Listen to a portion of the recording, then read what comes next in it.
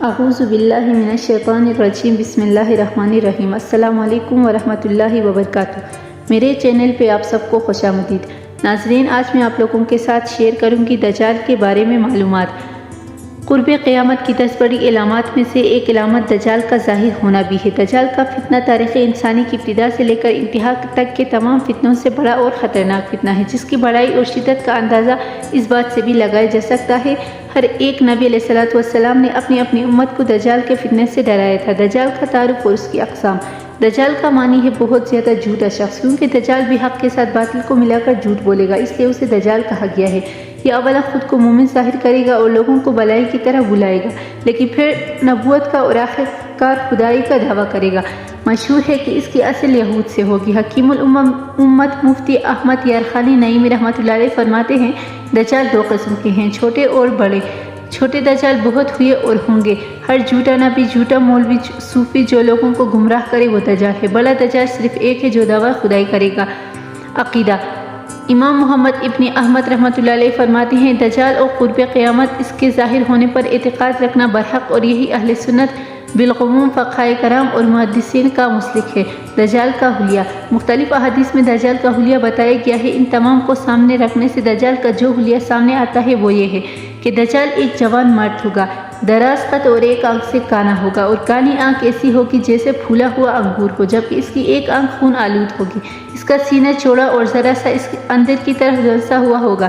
دجال کی پیشانی چوڑی ہوگی اور دونوں آنکھوں کے درمیان کافر لکھا ہوا ہوگا، جسے ہر مسلمان پڑھ سکے گا، چاہے اسے پڑھنا آتا ہو یا نہ آتا ہو، اور اس کے بال گھنگریالے ہوں گے۔ دجال کا خروج۔ دجال کے نکلنے سے پہلے دنیا کی بہت بری حالت ہوگی، جیسا کہ حدیث مبارکہ کی مضامین سے پتہ چلتا ہے کہ اس کے نکلنے سے 3 سال پہلے ہی دنیا میں عام قحط پھیل جائے گا۔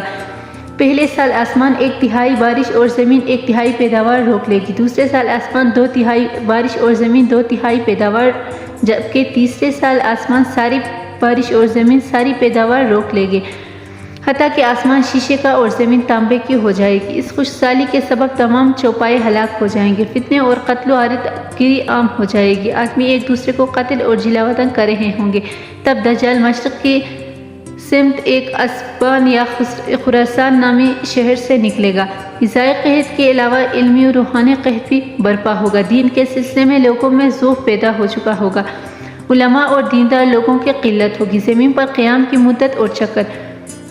دجال زمین پر 40 دن رہے گا، جن میں سے ایک دن 1 سال کے برابر، ایک دن 1 ماہ کے برابر اور ایک دن 1 ہفتے کے برابر، جبکہ باقی ایام سال کے عام دنوں کی طرف ہوں گے۔ اس مدت میں دجال اپنے گدھے پر سوار ہو کر ساری دنیا کا چکر لگائے گا۔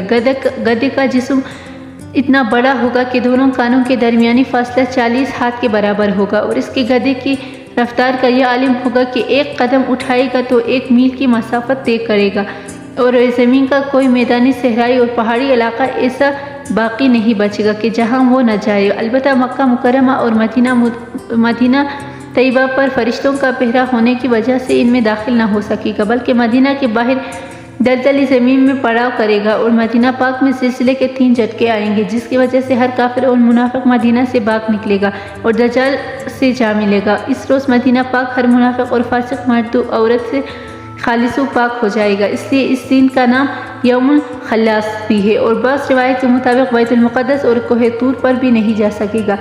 دجال کے شعبدے اور اس کی حقیقت۔ دجال طرح طرح کے شعبدوں کے ذریعے لوگوں کا ایمان برباد کرنے کی کوشش کرے گا۔ حدیث مبارکہ میں ہے کہ دجال کے ساتھ روٹیوں کے پہاڑ ہوں گے۔ دجال کے پیروکاروں کے علاوہ باقی لوگ سخت تکلیف میں ہوں گے۔ اس دن اس کے ساتھ 2 نہریں ہوں گی، جن میں سے ایک کو جنت اور دوسرے کو دوزخ کہے گا۔ در حقیقت جسے وہ جنت کا نام دے گا وہ دوزخ، اور جسے وہ دوزخ کا نام دے گا وہ جنت ہوگی۔ اس کے کہنے پر آسمان سے بارش برسے گی، اور لوگوں کے سامنے وہ ایک شخص کو قتل کر کے پھر زندہ کر دے گا۔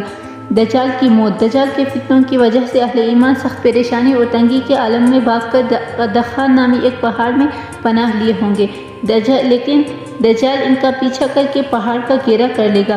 اہل ایمان سخت بھوک اور تکلیف میں مبتلا ہوں گے، تب اللہ تعالیٰ حضرت سیدنا عیسیٰ علیہ السلام کو نازل فرمائے گا۔ حضرت سیدنا عیسیٰ علیہ السلام کو دیکھتے ہی دجال ایسے گلے گا جیسے پانی میں نمک گلتا ہے، اور آپ علیہ السلام دجال کو مقام لطف پر قتل کرے اور ان کے پیروکاروں میں سے کسی ایک کو بھی زندہ نہ چھوڑے گا۔